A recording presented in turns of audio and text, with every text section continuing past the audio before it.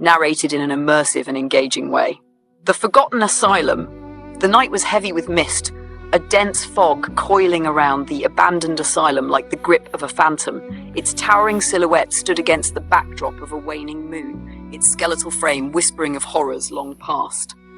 The people of Ravenshade had abandoned this place decades ago, yet its memory refused to fade. Tales of agony, madness, and unspeakable experiments had kept its legend alive. Tonight, Daniel would uncover its truth. His breath was slow and measured, but beneath his ribs, his heart pounded like a frantic drum. The rusting iron gates loomed before him, their once imposing bars now bent and weary. They stood ajar, as if beckoning him inside, daring him to cross the threshold into darkness. The damp night air carried the scent of mildew, decay, and something more sinister, something metallic, something rotten. He hesitated, then stepped forward. The gravel crunched beneath his boots, the sound unnervingly loud against the suffocating silence. Inside, the grand reception hall stretched before him, its vastness a hollow shell of its former self. The walls were draped in peeling wallpaper, curling like withered parchment. Rusted wheelchairs stood frozen in time, their wheels locked in place, their fabric torn and frayed. A cold draft slithered through the corridors, stirring dust motes that danced like spectral remnants of the past. Then, the whisper came, faint, almost imperceptible. Daniel stopped cold, his fingers tightened around the handle of his flashlight. "Just the wind," he murmured under his breath, though his body remained tense, his instincts screaming otherwise. He pressed on, his footsteps echoing against the silence.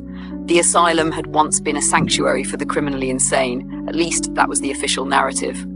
In reality, it had been a place of torment, a house of horrors, where science had played God and left its victims in ruin. And the walls, oh, how they remembered.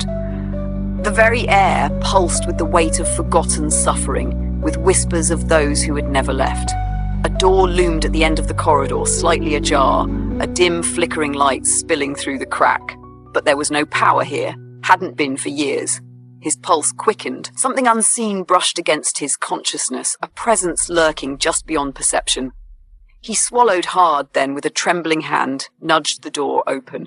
Inside, the room stretched before him, its space lined with rusting metal beds, their leather restraints dangling like the lifeless arms of the forsaken. In the center stood a lone chair, its once white straps stained with the passage of something wicked. Beneath it, an old stain, deep brown, dried into the very bones of the floorboards. Blood. A cold dread slithered down his spine. Every instinct screamed at him to leave, but before he could move, the door behind him slammed shut.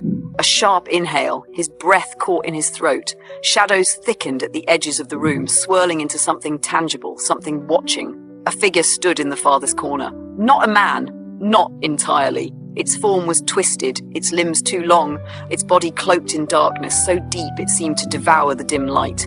Where a face should have been, there was only a void, a blackness so profound it threatened to consume all reason.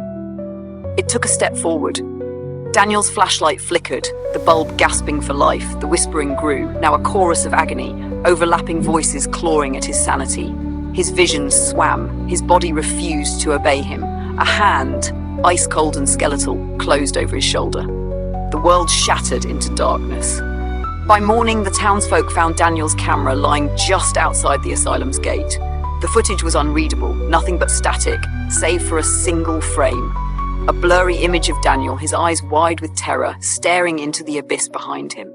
He was never seen again. I made the story even